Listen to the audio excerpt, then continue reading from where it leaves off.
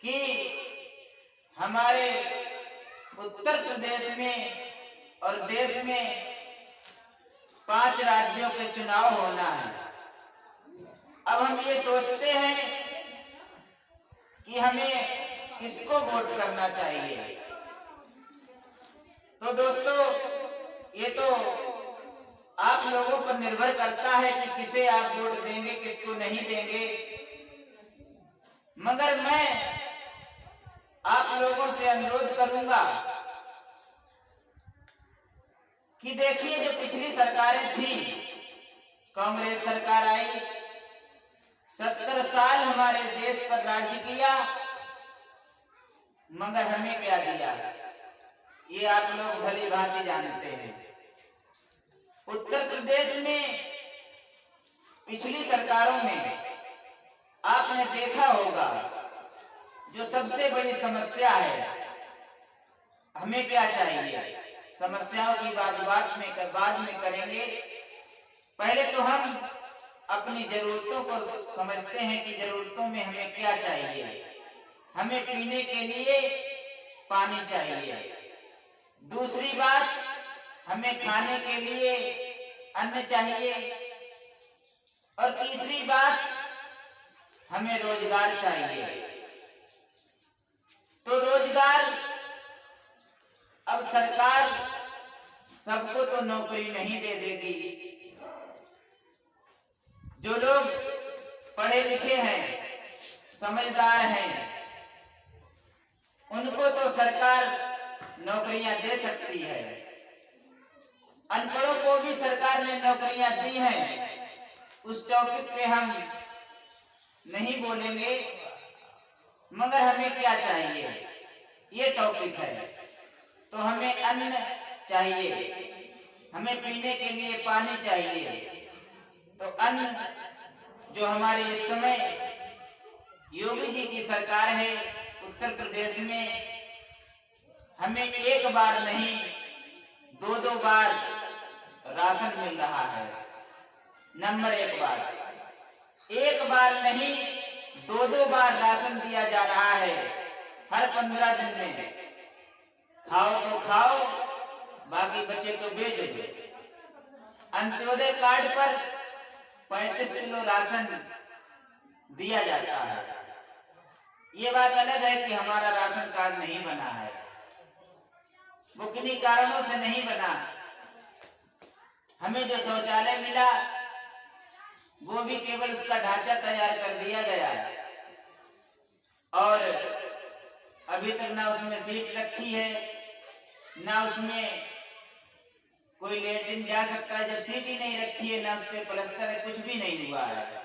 ये सरकार की गलती नहीं है। सरकार ने तो हमें शौचालय दिया, मगर हमारे जो कर्मचारी यहाँ के हैं, उन्होंने जो सरकार की योजनाएं हैं वो हमारी जनता तक पूर्ण तरीके से नहीं पहुंचाई।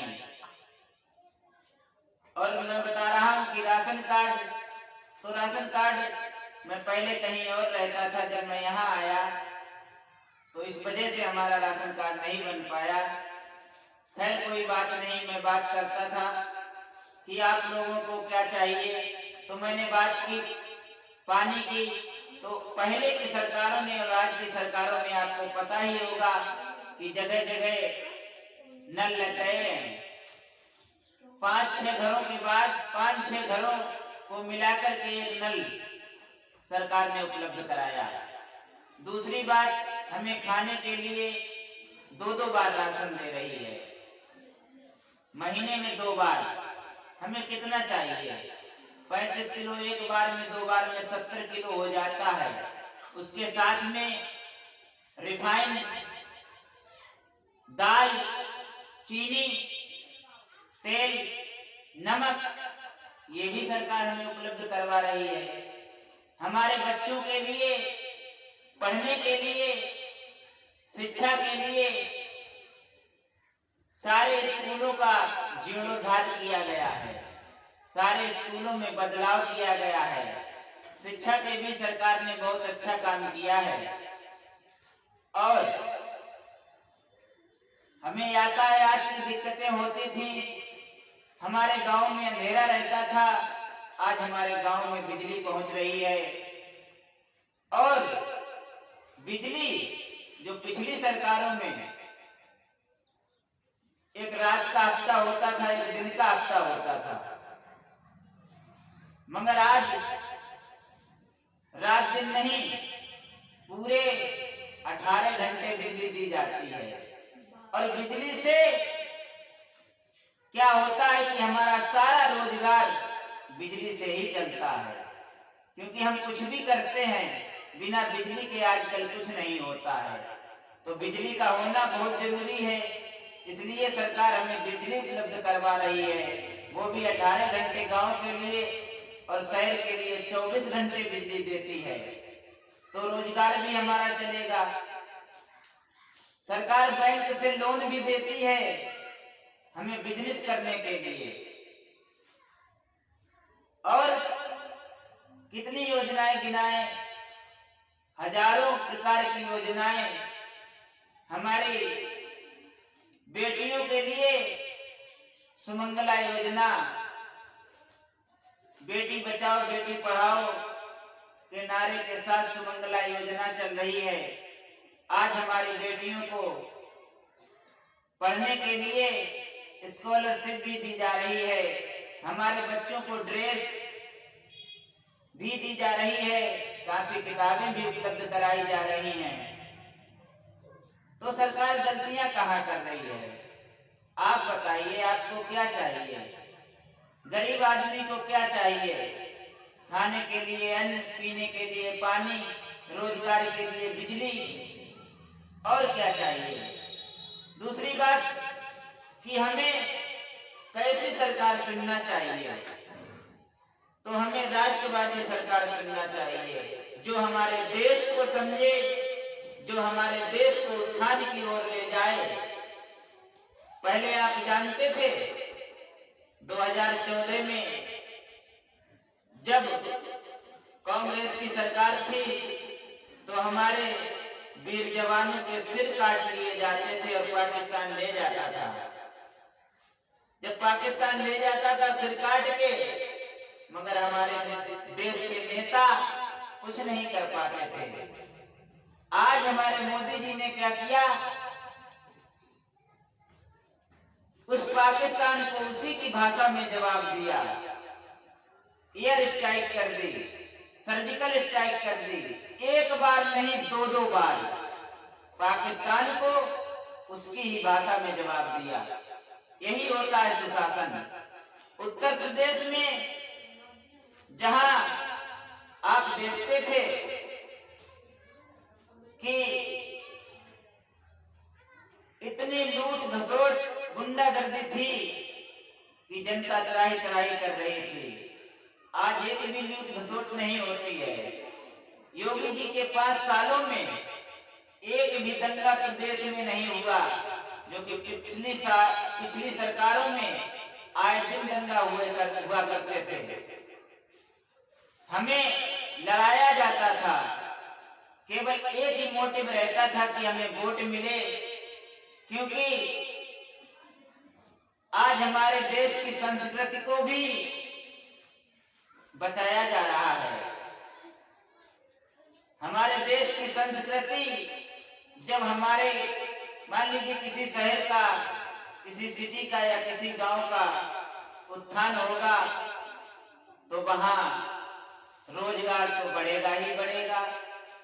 मोदी जी ने अयोध्या में राम मंदिर बनवाया, काशी में काशी विश्वनाथ मंदिर और कई काम किए, स्कूल बनवाए, कॉलेजेस बनवाए, एम्स दिए हमें, हमारा बीमा करवा दिया 5 लाख का,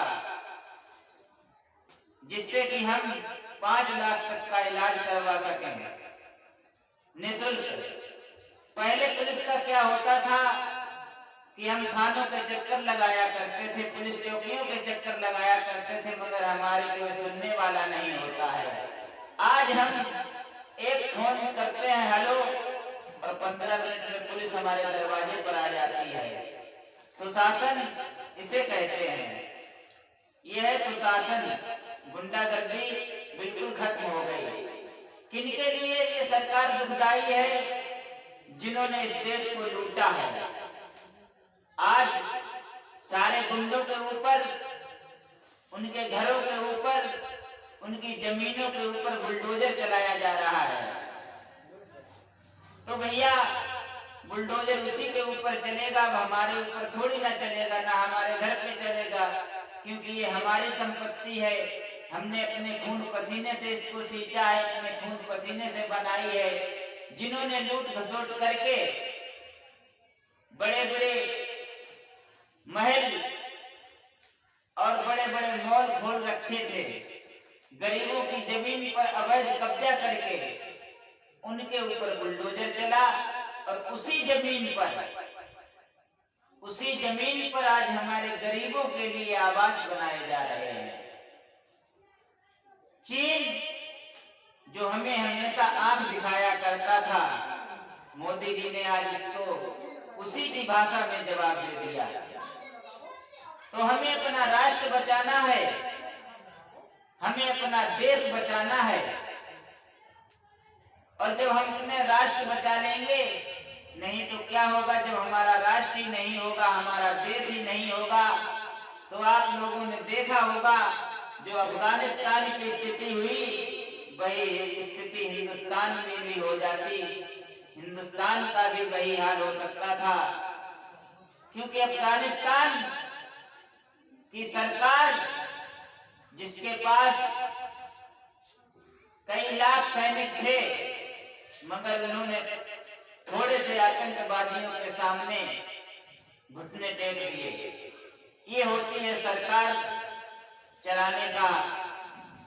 जिसको सरकार चलाना नहीं आता है, हमने उनको अपना नेता समझा, और एक परिवार को ही जिन्होंने आगे बढ़ाने का काम किया, दूसरा कोई काम नहीं किया, देश को लूटने का काम किया।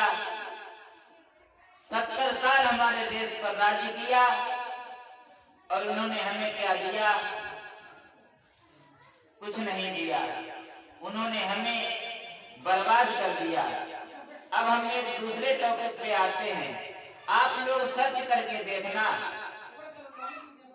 कि जो हमारे अभी इस समय नेता हैं, योगी जी की संपत्ति का आप ब्यौरा लेना, जबकि वो 5 बार गोरखपुर से सांसद चुने गए। उनके पास कितनी संपत्ति है? और दूसरे जो उनके बराबर में खड़े हैं, हमारे अखिलेश यादव जी, उनके पास कितनी संपत्ति है? तो मैं आपको बताता हूं कि योगी जी के पास इस समय संपत्ति का ब्यौरा है 12,30,000 रुपए, जिसमें 30,000 रुपए उनका बैंक बैलेंस है, और 12 लाख उनकी चल संपत्ति है। और उसके सामने है कौन? अखिलेश यादव जी। तो अखिलेश यादव के पास कितनी संपत्ति है आप जानते हैं? अखिलेश यादव के पास 37 करोड़ से ज्यादा संपत्ति है। 37 करोड़, लाख नहीं, 1 करोड़ में 100 लाख होते हैं, और उनके पास 3700 लाख, इससे भी ऊपर की संपत्ति है। उन्होंने जो इलेक्शन में अपना पर्चा भरा है, उसमें बताई है 37 करोड़ से ऊपर की संपत्ति है। और योगी जी, उनकी कितनी है भैया? 72 लाख। बताओ, किसी को 3700 लाख, तो कौन भैया देश के लिए जीता है? योगी जी क्या करते हैं? 500 रुपए में उनके जूता, चप्पल और कपड़ों का पूरा हिसाब किताब हो जाता है। जिन्होंने अपना परिवार छोड़ दिया देश के लिए, मोदी जी ने अपना परिवार छोड़ दिया देश के लिए। वो देश के लिए जीते हैं और देश के लिए मरते हैं।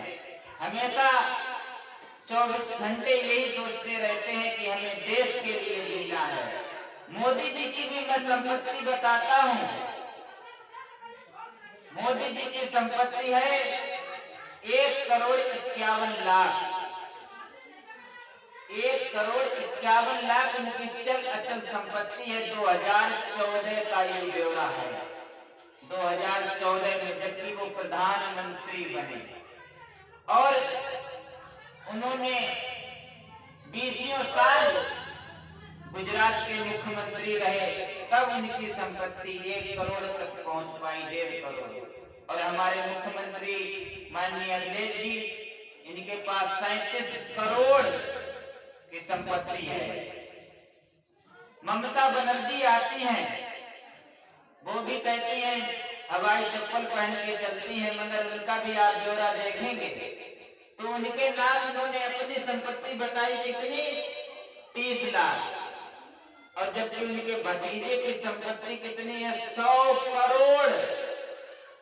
100 करोड़ बताइए। आपको बता चुका हूं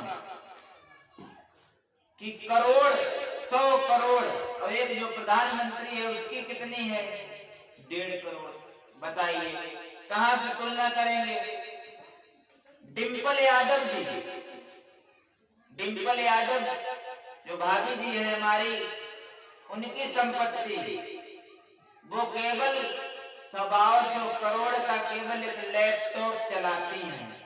125 करोड़, 125 करोड़ बताइए, सॉरी 125 लाख, 125 लाख का वो एक क्या चलाती हैं, लैपटॉप।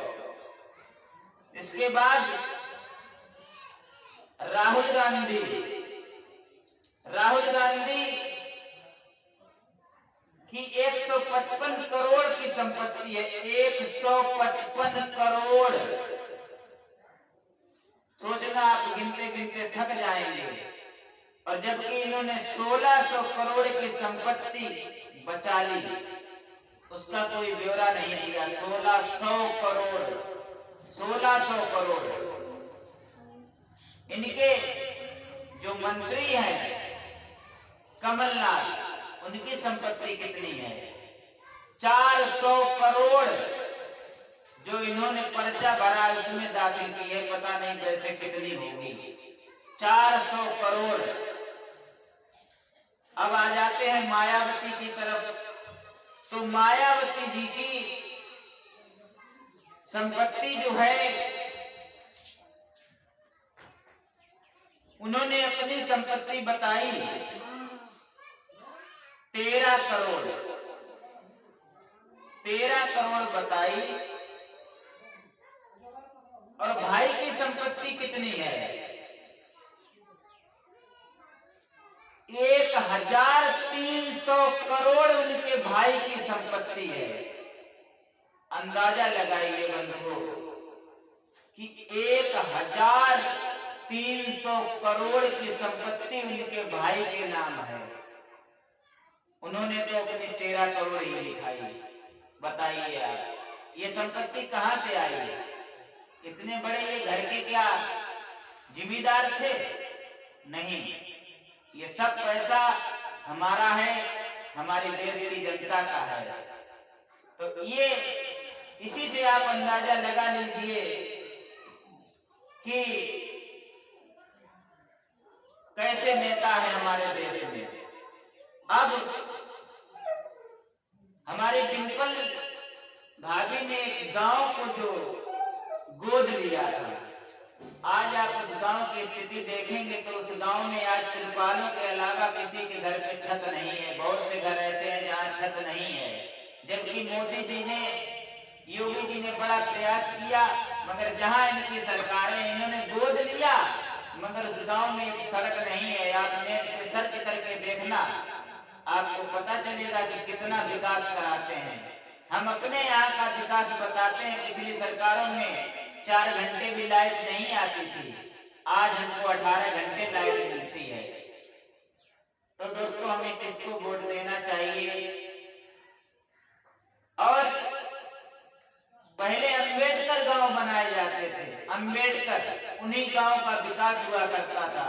जो अम्बेडकर गांव होते थे उनका विकास हुआ करता था, बाकी तो किसी ने वोट ही नहीं दिया। जो अम्बेडकर गांव लगे उन्हीं का विकास हुआ, उसके अलावा किसी ने वोट ही नहीं दिया। दूसरी सरकार आई, इसमें लोहिया गांव बनाए जाते थे। जो लोहिया गांव थे उनका क्या होगा कि अम्बेडकर गांव होते थे उनका ही विकास होता था, बाकी जो गांव थे या जो सिटी थी उनका कोई विकास नहीं होता था, केवल अम्बेडकर का। जो अम्बेडकर गांव लगते थे बस उन्हीं का विकास होता था। दूसरी सरकार आई माननीय अखिलेश जी की, उसमें लोहिया ग्राम बना दिए गए, यानी हमें जातियों में बांट दिया गया, जहां जो है लोहिया ग्रामों का ही विकास होता था।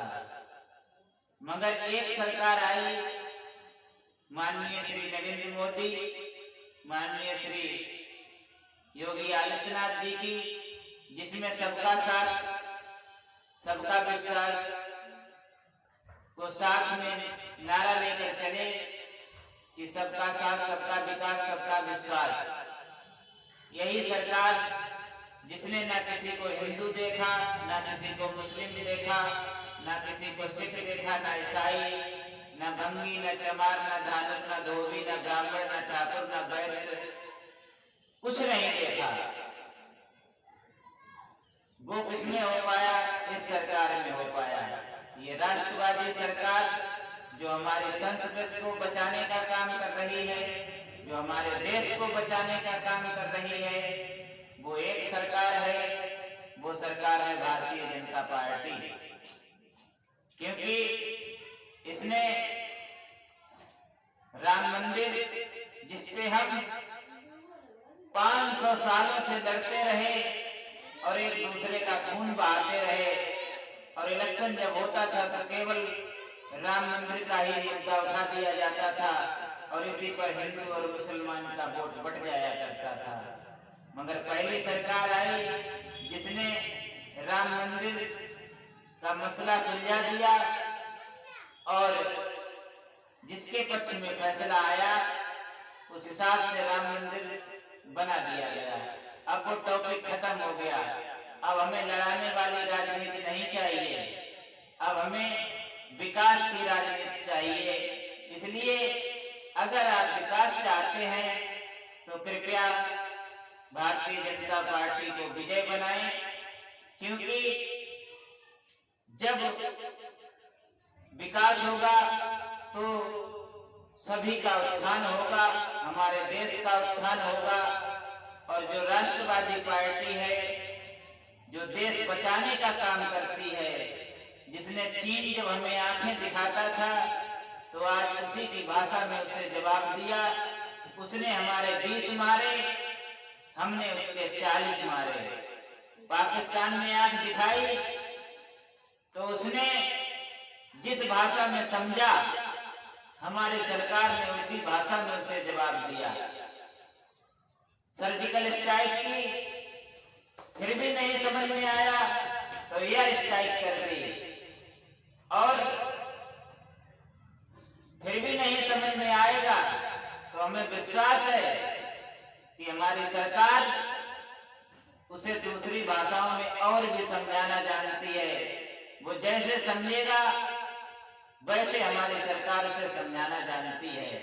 तो कम से कम हम अपनी संस्कृति को बचाने के लिए, सनातन धर्म को बचाने के लिए और राष्ट्र को बचाने के लिए, देश को बचाने के लिए केवल एकमात्र सरकार है, वो है भारतीय जनता पार्टी। क्योंकि ये सरकार किसी में कोई भेदभाव नहीं करती है। कुछ नेता इस पे लांछन लगाते हैं, कहते हैं कि ये तो धर्मवादी पार्टी है। क्या आपको लगता है ये धर्मवादी पार्टी है?